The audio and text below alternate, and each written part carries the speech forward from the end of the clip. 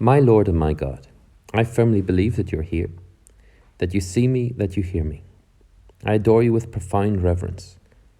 I ask your pardon for my sins and the grace to make this time of prayer fruitful. My Mother Immaculate, Saint Joseph, my Father and Lord, my guardian angel, intercede for me. Jesus, you speak to us in the Gospel today in these words.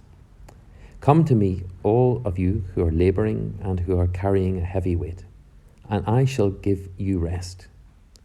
Lift up my yoke upon yourselves and learn from me, since I am gentle and humble of heart, and you shall find rest for your souls.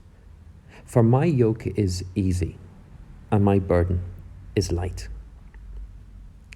Well, a couple of weeks ago, I decided that I needed to get a new pair of shoes, mostly because the ones that I were wearing were nearly completely worn down to the inner sole. And since I was going to meet a friend and knew that I was going to have to walk a good bit, I thought I better get new shoes here. So off I went to the shoe shop, the exact same shoe shop where I had bought my previous pair of shoes a number of years earlier, to find essentially the newer version. Unfortunately, there was not a newer version of the same shoe that I had, but something that promised the world of comfort. Not only were these shoes elegant, were they smart, but they also looked very comfortable. And the sales lady didn't waste a single moment whenever she saw that I was interested in them, that she was straight over like a shot to tell me that these shoes were the most comfortable shoes, that it would have been almost like walking on a cloud. So obviously that was completely irresistible words that struck the heart of my heart, and I said, yeah, well, let's try these on. So off she went to get the right size, came back a minute later, gave me the shoe horn, I put them on. Now, every pair of shoes that you try on the shop seems okay at the time, let's say, because you initially sort of hobble along on one shoe and you have to make all the right sounds and say, oh yes, oh, it's a good shoe, but you can't really get a good sense of it, so you have to ask for the other shoe, and then you sort of clump about, because obviously these shoes have never been worn by any human foot before and they're a little bit stiff, but you sort of say, oh yes, these will probably do. And when you add into the bargain that I more or less hate shopping, and the thought of quickly getting in and getting out again with the desired product is an entirely enticing proposal, I was won over and I bought these most comfortable shoes known to man. Not only were these shoes fitting all the right bill according to what my specifications were, but they promised comfort inside and out. So off I go to meet my friend and walk along the high roads and by roads, and of course I discovered fairly quickly that these were not the most comfortable shoes that had ever been created by man. Now, you anticipate always with a new pair of shoes that there is a understandable period of breaking in. And in an ideal world, of course, you would break in your shoes before you have to do any serious walking. But I just didn't get myself organized in time, and so essentially the period of breaking in and the period of sustained use were at the exact same time. Well, not only were these shoes deeply uncomfortable, but they sort of provoked a severe limp and discomfort as I was trying to avoid putting any pressure on either the blisters on the front of my toes or the blisters that were on my heels. And so I find myself walking like a sort of man in distress, all caused by these extremely comfortable shoes.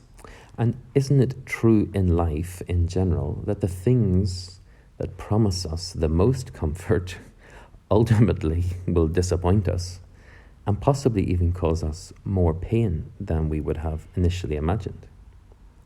And the opposite of that, of course, is true. And that's what you say to us today in the gospel, Jesus, that it is the cross. It is the thing that seems like a heavy burden, the yoke which is being laid upon our shoulders, which is the thing that brings us to life. Now, this part of the gospel comes long before the crucifixion. And so we have to imagine ourselves as your disciples, Jesus, listening to what you say about something which we haven't even seen the fullness of yet. We could talk a lot about how the cross is a wonderful mystery, and that we can embrace our cross because of your cross, Jesus. But what you offer to your disciples in this moment is even more basic than that. It's not even with this kind of overarching sense of your holy cross, that we can unite our little crosses to yours, but simply that we would put your burden upon our shoulders, that we would look to you and learn from you through your own gentleness and your humbleness of heart. And that's how that this is what helps you to carry your burden, Jesus. And so if we can embrace the little sufferings, or maybe even the big sufferings that we have at this moment, with a gentleness, with a humility of heart, and then first of all we'll stop running from the crosses, and we'll learn to carry it with you, Jesus. Now, often I thought about these words whenever I was visiting patients in the hospital, and thinking that they're actually very difficult words to say to somebody who we know is suffering a lot. I often say these prayers also after a death, standing beside a coffin. Whenever you look into the eyes of loved ones who are grieving their loss, and you say, "Come to me, all you who labour and are overburdened." And that part we can get. Maybe somebody who has suffered a lot in life, or maybe even just somebody who's ready to meet you, Jesus, in the eternal embrace. Then yes, we're happy to let them go in order to see you, hard and all as that is for ourselves. But for we who are left behind, we often experience that bitterness, or we experience the sadness perhaps of our loss. And so these words, they're difficult, Jesus. They're not so easy to actually put into practice as they are to say. For my yoke is easy and my burden is light. And how do you look at somebody who's maybe suffering a terrible illness, or a number of very unfortunate events in life have conspired against somebody, and how can we say that? I think it's also true that sometimes when we look at the sufferings of other people, we can't quite imagine how it is that they're bearing up under the weight that they are. And yet, I suppose we all intimately know that we can only ever carry our own cross.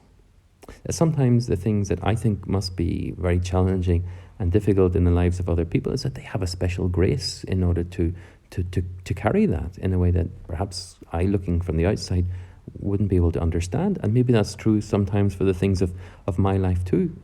And so, Jesus, I see there's actually a deeply personal connection with what you have to say in this gospel today. And even though you're speaking to all of your disciples, including those who are before you at the time of the gospel, but also into the hearts of each one of us, is that there is something very personal about taking up our cross. It's a cross that you have given to us and to nobody else. There is a burden, there is a weight that only I am carrying, Jesus, that nobody else maybe in this world can understand apart from you. And so not only is it kind of very personal and very intimate to me, but it's something that I can share with you. And I think that that's what makes the difference, is that when I see that this is actually the one thing that binds me to you, Jesus, that other people don't even have that connection, well, I think that's what helps me to actually get on and to carry it. A yoke is designed in order to make life easier, in fact, that you carry a burden on kind of a pole that goes across either your own back or the back of an animal, in order to carry things in a kind of an equal manner, to bear the weight in the strongest part of your body upon your shoulders in order that you can kind of walk. And this thing, which at times might appear to make life more difficult, is actually there to help us. It reminds me also of something very beautiful that Pope Benedict said to some German pilgrims back in 2005, that the ways of the Lord are not always easy, but we haven't been made for easiness, but rather for greatness. It is for the good that we have been created. It is for the good things that only you can give, Jesus, that the world cannot promise us, that we have been created. And it's by taking up your cross, it's by taking up those burdens which are actually designed to make our life easier because they bring us closer to you. That's the greatness to which we have been called, to be your child in the midst of the world. And so let's not run from the cross or the burdens, but to pick them up with joy. Mary, our mother, help us not to run from the holy cross of your Son, Jesus, nor to seek the passing comfort that the world offers us, but to go with you to Bethlehem, to the baby who was born poor and who died upon a cross to save us from our sins, because that lasts forever. I give you thanks for the good resolutions, affections, and inspirations that you have communicated to me during this meditation. I ask your help to put them into effect. My Mother Immaculate, Saint Joseph, my Father and Lord, my guardian angel, intercede for me.